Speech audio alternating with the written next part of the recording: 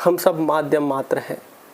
आज हमारे द्वारा मान लो किसी की शादी टूटने लिखी है, मान लो आज हम चाहे कितनी धार्मिक हो, ठीक है, और हमारे द्वारा किसी की शादी टूट नहीं लिखी, हम किसी की शादी में जाकर टांग अड़ जाएंगे। बहुत से लोग इस बात को लेकर भी परेशान हैं कि यार हमारी वजह से हो गया, हमारी वजह से हो गया।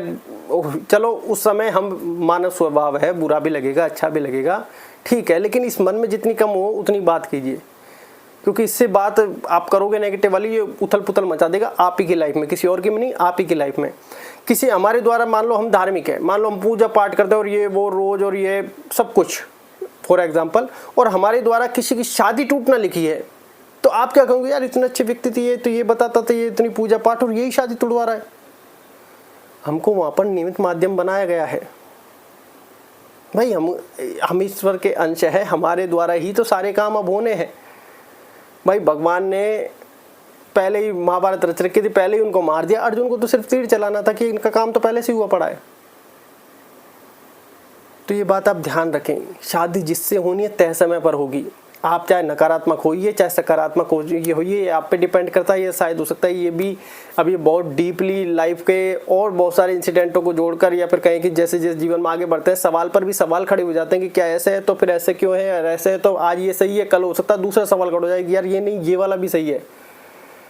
तो लाइफ हमेशा ऐसे ही चलती रहेगी, हमेशा किसी एक तथ्य पर नहीं पहुंचा जा सकता है, किसी एक तथ्य पर रुका नहीं जा सकता।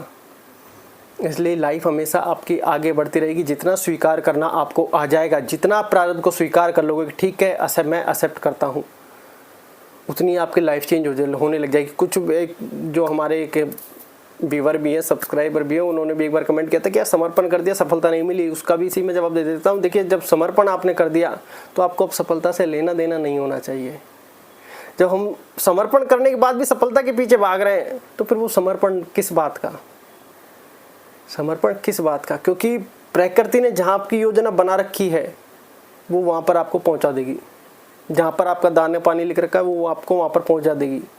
मान लो आपको करोड़पति बनना है और आप कोई ढकेल या फिर ठेली या ठेला जिसको बोलते हैं आप वो लगा रखे हैं, आपको पता ही नहीं कि आपके जीवन में अरबपति का योग है, तो ये काम तो भाग्य प्रारब्ध का है, वो अपने आप ही खींच के ले जाएगा, आपको हाथ पकड़ कर ले जाएगा।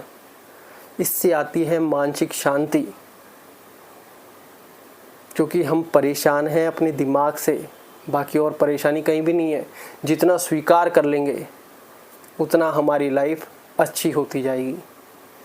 लाइफ के इंसिडेंट नहीं बदलने वाले, लेकिन दिमाग की सोचने की समझने की सारी शक्तियां बदलने लग जाएगी, एक सकारात्मकता आ जाएगी, क्योंकि हम परेशान इसी से हैं।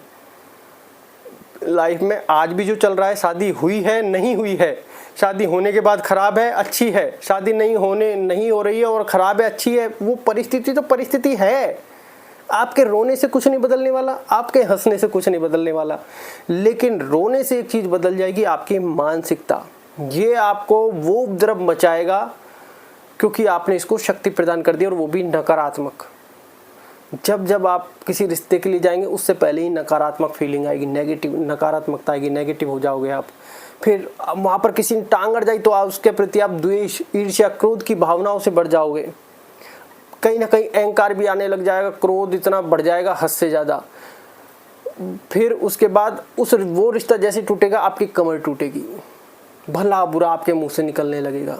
और आप आ गए, प्रारब्ध को आपने स्वीकार कर लिया, आपको पता है कि बिना प्रारब्ध के कोई टांग नहीं अड़ जाएगा। और प्रारब्ध ने लिख दिया कि यहाँ शादी नहीं होनी है तो कोई टांग भी अड़ जाएगा, और प्रारब्ध ने लिख दिया यहाँ शादी होनी है तो वहाँ टांग अड़ जाने के बाद भी शादी होगी। ये बात आप ध्यान रखें।